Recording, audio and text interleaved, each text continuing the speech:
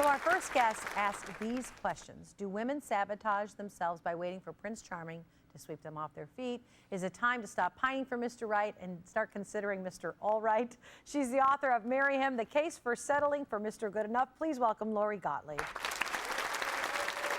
Welcome to the show, and thank you for being here. What made you write the book? I mean, why this topic of settling? Yeah, well, first of all, I have to explain what settling is because we have to get this straight. Okay. Okay, settling is not about being with somebody that you don't totally love, that you're not attracted to, any of that. It's just that a lot of us are too picky about the things that don't matter at all, and we're not picky enough about the things that do matter for long-term romantic happiness. So your point is initially to let some things go and discover somebody a little bit more. Is that what you're saying? Yeah, I mean, the things that women rule men out on are, you know, it's really hard to figure out who you're going to fall in love with if you won't even go on a first date with somebody for these trivial reasons. I mean, trivial, can you name a few? What you would consider? Okay. So in the book, there's this survey where men and women were asked what would be a deal breaker for going on a second date.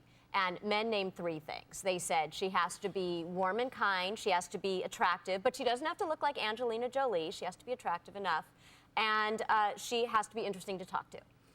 Women named 300 things that would rule out a guy just for a second date. We're talking about spending another 2 hours with him. And some of these things were, you know, he wore a brown belt with black shoes.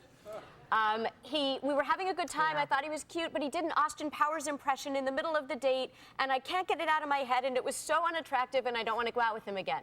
Now, if you go on a second date and he's doing Austin Powers impressions the whole time, I agree, don't go on the third. But you know what? You could fall in love with Austin Powers guy if he's not so nervous on that second date. So, you know, a lot of what happens is women are like, you know, so picky about, you know, our cultural notions of what Mr. Right is supposed to be like, and we don't go on a second date, or we don't even go on a first date with a lot of guys who might actually be the person we fall in love with. So the bottom line is women have a lot more standards than the men do. They have a lot more specific standards. You know, we have like these long lists in our head. When I started off writing this book, a married friend said to me, write down a list of, you know, everything that you're looking for in a guy. And I said, I don't have a list. I'm not a 16-year-old girl with a journal writing down my, you know, my list. But, you know, then she made me do it, and it took me like 3 minutes to write 65 things. 65?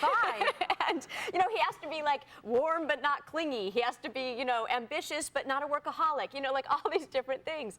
And you know, she was happily married, and she said, you know, half of these things on your list, A, don't exist, and the other half, you know, don't even matter that much when you're married and what you want in the day-to-day. So it's really different from like, who do you want to go to Tahiti with versus like, who do you want to spend the rest of your life with, the day-to-day of being married and having a family and all of those things? Yeah. You're not so convinced about this. No. I think it's important to give someone a chance because you certainly would want a chance yourself. But I think sometimes if that initial chemistry is not there, it's hard to convince yourself to give it another chance. I don't mean that the initial chemistry shouldn't be there. Like, for example, somebody told me last week, this isn't even in the book because it just happened last week, somebody told me that she just got engaged to a guy that she met on Match.com. And she said that they met a year ago. She didn't realize on Match.com that he had checked the Has Kids box. And if she had realized that, she never would have gone on the first date with him. And so what happened was she went on the date not realizing he had checked the Has Kids box. And then he mentions his 3 kids on the first date. And she rushes home to see if he lied on his Match.com profile, and he had not. And she kept going out with him because she really liked him. And a year later, she's in love with him and his kids. And she said, but if I had noticed that he had checked that box, I would have clicked over because you have this illusion that there are all these other men out there who will meet whatever criteria you want. She would have clicked over to the guys who don't have kids. And she said to me, you know, I could still be out there dating now and not have fallen in love with somebody because I wanted the guy with no kids.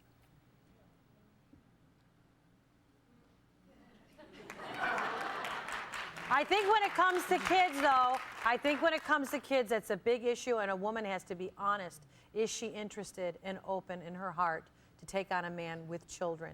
And I think that that's something you just don't go, oh, I'm going to take it anyway, even though I'm not interested, because they're children. Right, but it wasn't about, yeah, but the thing is, you don't know who you're going to fall in love with. Wouldn't you rather be in love with the person who happens to have kids? Or be in love for me, that would be not an issue. I'd be thrilled. I'd be like, oh, wow, just add water, instant family. Yeah, exactly. Yeah. There you go. Yeah, that would be fabulous. Yeah. But I know that it takes a lot of work and understanding and, you know. Look, if you don't want that, that's right. But the thing is, a lot of people think they have a very specific idea of what the guy is going to be Right. like. I get that, And in yeah. fact, in the book, there are these studies done where people wrote down like what they want and what they think will make them happy. And then they sent them out on dates with people, and they had them rate how much fun they had with the person, how attracted they were to the person, whether they wanted to go on a second date. Well, there was a negative correlation, meaning the people that they actually chose to go out with again, that they liked the best, had the fewest quality on their list, and the people that they didn't want to go out with again met more of the requirements on their Oh, list. well, that's- So in other words, we yeah. don't really know what we want until we meet the person. When we come back, we're going to talk about dating mistakes. Okay. Okay, And sounds some of good. our staffers are coming out, the girls I work with. We'll be right back.